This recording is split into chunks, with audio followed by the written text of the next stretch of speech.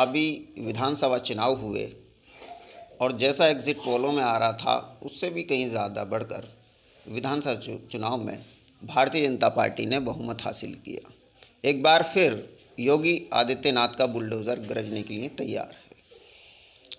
इस चुनाव में विभिन्न राजनीतिक दलों ने या कहें लेफ्ट पार्टियों ने बहुत पहले किसान आंदोलन, महिलाओं की सुरक्षा के लिए आंदोलन चलाए थे।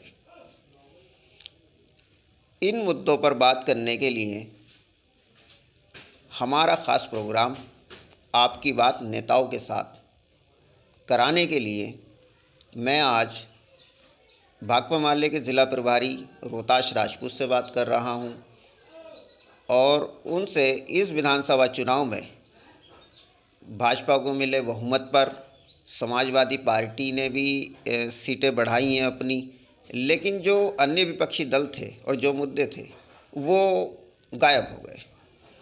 तो डॉक्टर साहब बहुत बहुत स्वागत है आपका।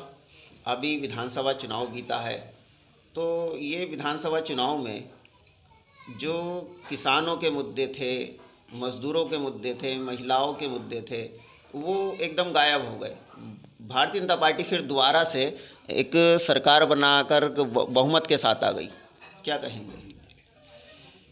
देखिए, किसानों का मुद्दा शुरू में बहुत तेज़ी के साथ चला था और पश्चिम में किसानों ने इसके एंटी वोट किया है, मज़दूरों ने इसके एंटी वोट किया है और ये मुद्दा चलते चलते जब पूर्वांचल में जो दूसरे चरण के बाद जो चुनाव हुआ वहाँ तक चलते चलते वो मुद्दा नगण्य हो गया।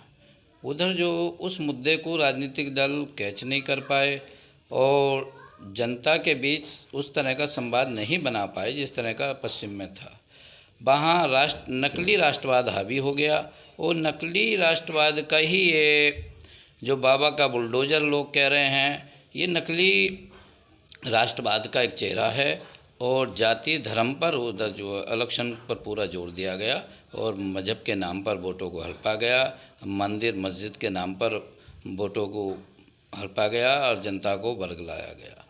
तो अब ये सरकार पूर्ण बहुमत के साथ आ गई है। दूसरा बीएसपी का जो इसमें रहा रोल, तो बीएसपी का वोट भी भाजपा की तरफ ट्रांसफ़र हो गया। बीएसपी सही ढंग से अपने वोट की कवरेज नहीं कर पाई और अपने लोगों को संगठित नहीं कर पाई, इसलिए भाजपा पूर्ण बहुमत के साथ पुनः सत्ता में आ गई।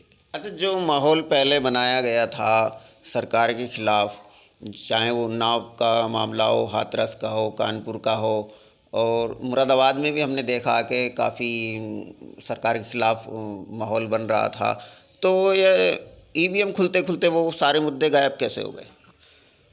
वो मुद्दों ने तेज़ी पकड़ी थी और उसके बाद हमने आपको बताया कि जो राष्ट्रवाद का ये मुद्दा लिया है और ये अब मथुरा की और काशी की बारी है, इन मुद्दों को लिया है, तो उसमें जनता भ्रमित हो गई और भ्रमित होने के बाद वो जनता ने उन्हीं ताकतों को फिर वोट कर दिया।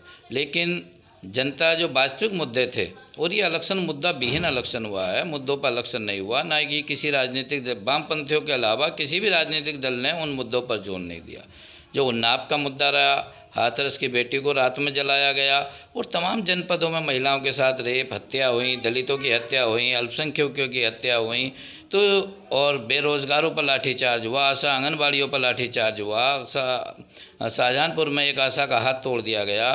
तो ये सब जो मुद्दे तेज़ी से के साथ उभर रहे थे, तो उन मुद्दों को धर्म और जाति के नाम पर उन्हें दफना दिया गया और सपा चिलम की लड़ाई लड़ती रही और वो अपने धार्मिक मुद्दों पर लड़ते रहे और इन मुद्दों को जनता के बीच से हटा दिया गया। इसलिए उन्हें धर्म और जाति के जो लड़ाई थी वो हावी रही और उसी से ये सरकार बनी। क्या आपको लगता है कि अब विपक्ष कमज़ोर हो गया, विपक्ष की राजनीति ख़त्म हो गई, जो मुद्दों की राजनीति वो ख़त्म हो गई?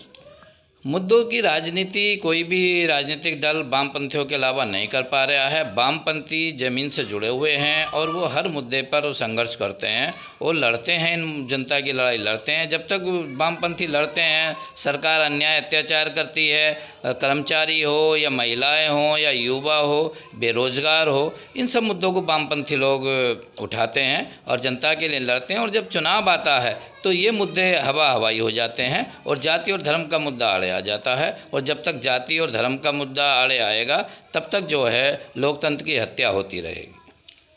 अभी जैसे कि आपकी पार्टी ने भी कहा है कि ईवीएम घोटाला, बैलेट पेपर घोटाला, तो चुनाव आयोग ने उसे सिरे से नकार दिया। क्या कहेंगे इस पर?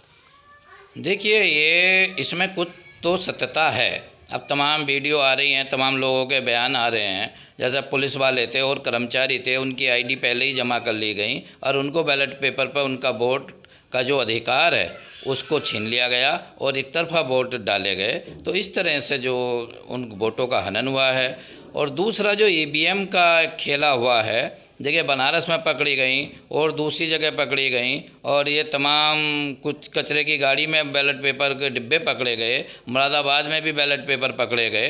तो कुछ तो था, और कुछ नहीं था तो तमाम अधिकारियों को सस्पेंड किया गया है, उन्हें निलंबित किया गया है। तो कुछ ना कुछ तो है जो कि एक बेईमानी की तरफ ये इशारा करता है। सरकार डबल राशन दे रही है, महिलाओं को सम्मान की बात कहती आ रही है, डबल राशन दिया भी जा रहा है, सिलेंडर फ्री देने की बात कही जा रही है।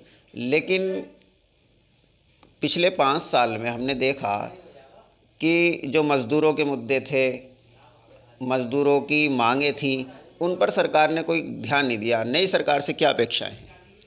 देखिए, जो राशन दिया जा रहा था ये फ्री, ये मार्च तक का इन्होंने किया था।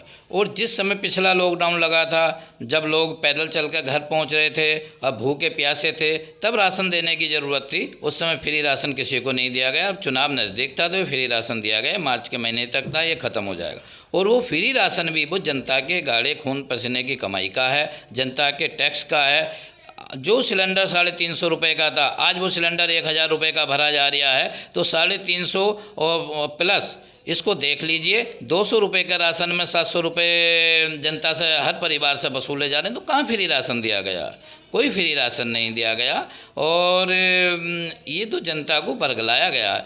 और ये मुद्दे जो इन्होंने घोषणाएं की हैं, पहले भी घोषणाएं की थी और फिर उन घोषणाओं पर ये अमल नहीं करते हैं, अपने घोषणा पत्र पर कभी अमल नहीं करते। अब देखते हैं कि ये इन घोषणाओं पे जो इन्होंने की है, बिजली फ्री की योजना की है और छात्रों के लिए लैपटॉप की घोषणा की है, निःशुल्क पढ़ाई की व्यवस्था की है, स्वास्थ्य के बारे में कहा। अब देखते हैं कितने खरे अपनी कसौटी पर उतरते हैं। नहीं उतरते हैं तो जो इनके मुद्दे थे, उन मुद्दों को लेकर के हम वामपंथी लोग सड़कों पर उतरेंगे और जनता की आवाज़ बन करके और लड़ेंगे। देखिए, सरकार बनी नहीं है और सड़क पे उतरने की बात प्रभारी जी कह रहे हैं। मुद्दे चाहे कोई भी रहे हों, चाहे वो हाथरस का हो, उन्नाव हो, लखीमपुर खीरी कांड हो या और जो भी मुद्दे रहे हों, चाहे महिला सुरक्षा की बात हो, ये सारे मुद्दे वोट खुलते खुलते गायब हो गए। नए मुख्यमंत्री पद के रूप में योगी आदित्यनाथ शपथ लेने वाले हैं कुछ दिनों में। सरकार फिर बुलडोज़र की राजनीति चलेगी। अब अगली कड़ी में मैं आपको फिर किसी और नेता से मुलाकात कराऊंगा। नई उम्मीद न्यूज़ एजेंसी के लिए मुरादाबाद से मैं मोहम्मद